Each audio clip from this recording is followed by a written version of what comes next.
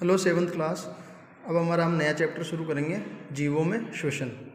जितने भी जीव होते हैं वो सबके सब सांस लेते हैं, श्वसन करते हैं, है ना।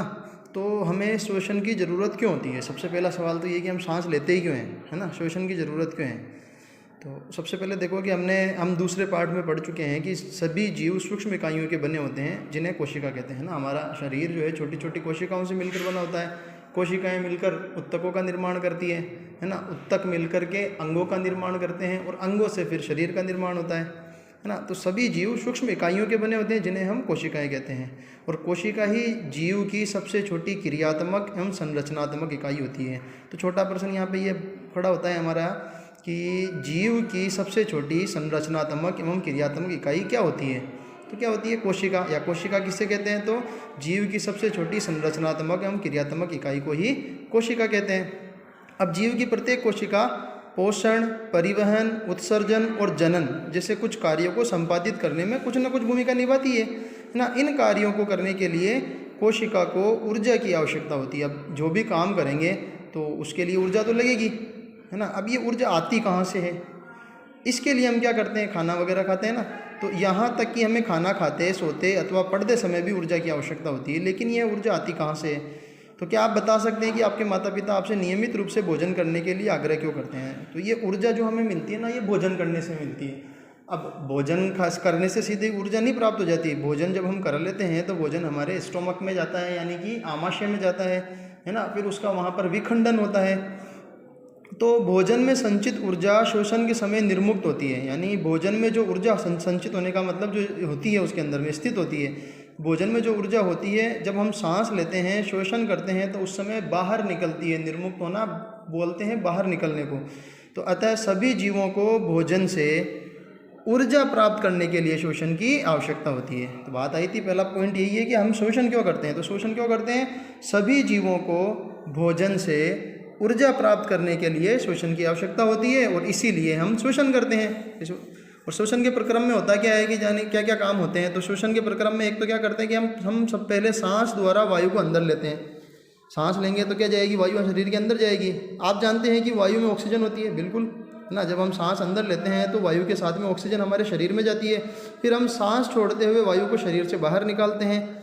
इस वायु में सांस द्वारा अंदर ली गई वायु की तुलना में कार्बन डाइऑक्साइड की मात्रा अधिक होती है। जब सांस अंदर लेते हैं तो ऑक्सीजन की मात्रा अधिक होती है और जब सांस बाहर निकालते हैं तो कार्बन डाइऑक्साइड की मात्रा अधिक होती है। अर्थात यह कार्बन डाइऑक्साइड समृद्ध होती है। हम जिस वायु को सांस द्वारा अंदर लेते हैं उसमें उपस्थित ऑक्सीजन शरीर के सभी भागों में और अंततः प्रत्येक कोशिका में ले जाई जाती है। जैसे हमने सांस ली तो सांस लेते समय क्या हुआ कि ऑक्सीजन अंदर गई। सबसे पहले तो शरीर में जाएगी, उसमें उपस्थित ऑक्सीजन शरीर के सभी भागों में सबसे पहले तो मतलब शरीर में जाएगी, शरीर से फिर शरीर के बड़े बड़े भागों में जाएगी और बड़े बड़े भागों से फिर उसकी क्रियात्मक और संरचनात्मक इकाई है क्या कोशिका, वहाँ पहुँचेगी। इसका मतलब क्या हुआ कि ऑक्सीजन सबसे अंत में कहाँ पहुँचती है? कोशिका में पहुँचती है।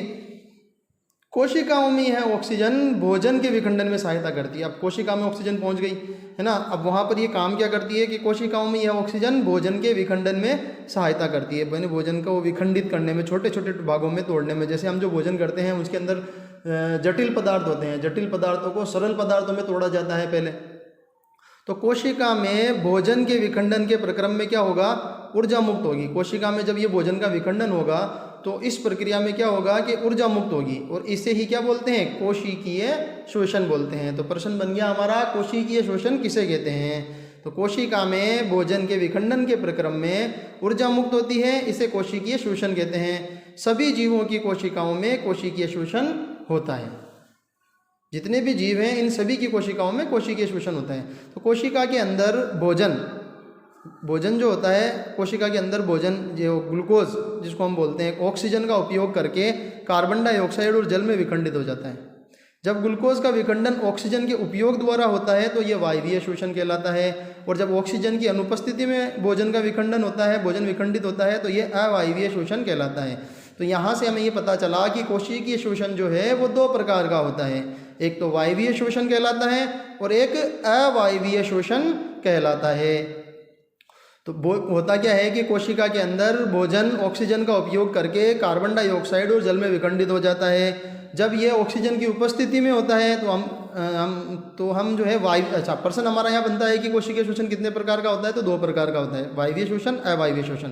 अब बात करते हैं वायवीय शोषण की। वायवीय शोषण किसे कहते हैं, तो जब ग्लूकोज का विखंडन ऑक्सीजन के उपयोग द्वारा होता है तो ये वायवीय शोषण कहलाता है। जैसे देखो ग्लूकोज है ना, ऑक्सीजन की उपस्थिति में विखंडित हो रहा है, क्या क्या बना लेता है, कार्बन डाइऑक्साइड जिसको हम CO2 बोलते हैं, और क्या बनाता है, जल, है ना, और ऊर्जा मुक्त होती है। ये बस ये मेन जो चीज़, ये ऊर्जा ही तो है, ये ऊर्जा मुक्त होती है। हमने यही तो बोला है कि भोजन में संचित ऊर्जा शोषण के समय मुक्त होती है।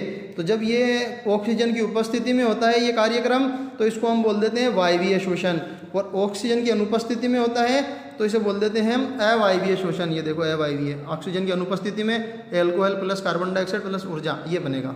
तो अभी हम यहाँ तक ही पढ़ेंगे इसको, वायवीय शोषण तक ही। अब इसके कुछ क्वेश्चन आंसर है ना, यहाँ तक पढ़ के वो मैं तुम्हें बताता हूँ।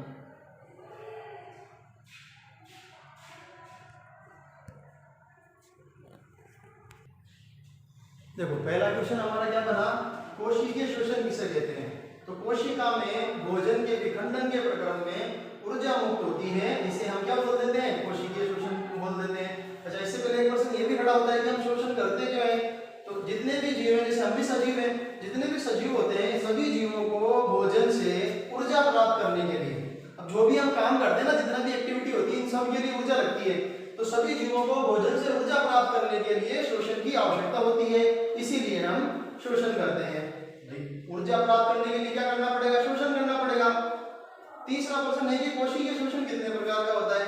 तो कोशिकीय शोषण 2 प्रकार का होता है, एक होता है वायवीय शोषण, एक होता है अवायवीय शोषण। ठीक है, अब वायवीय शोषण किसे कहते हैं, तो जब ग्लूकोज का विखंडन, ग्लूकोज एक्चुअली वो भोजन ही है, वो जो भोजन हमने अंदर ग्रहण किया है वो ग्लूकोज की फॉर्म में बदल जाता है। पहले सरल जटिल कार्बोहाइड्रेट बनता है, जटिल कार्बोहाइड्रेट से सरल कार्बोहाइड्रेट में बदला जाता है ना, उसी को हम ग्लूकोज बोलते हैं। जब ग्लूकोज का विखंडन ऑक्सीजन के उपयोग द्वारा होता है तो यह शोषण वायवीय शोषण कहलाता है। जैसे ये ग्लूकोज है ना, अब ऑक्सीजन की उपस्थिति में हो रहा है तो क्या क्या बनाएगा, CO2 जिसको हम बोलते हैं कार्बन डाइऑक्साइड, और बनेगा जल H2O, और ऊर्जा मुक्त होगी। अब ये जो ऊर्जा मुक्त हो रही है ना, यही ऊर्जा फिर हमारे दिन भर के सारे काम कराती है, जैसे चलना फिरना, लिखना बोलना, कोई काम करना, इन सब में जो ऊर्जा लगती है वो ऊर्जा हमें यहाँ से मिलती है। तो ये चारों प्रश्न कॉपी में नोट करने हैं। Thank you class.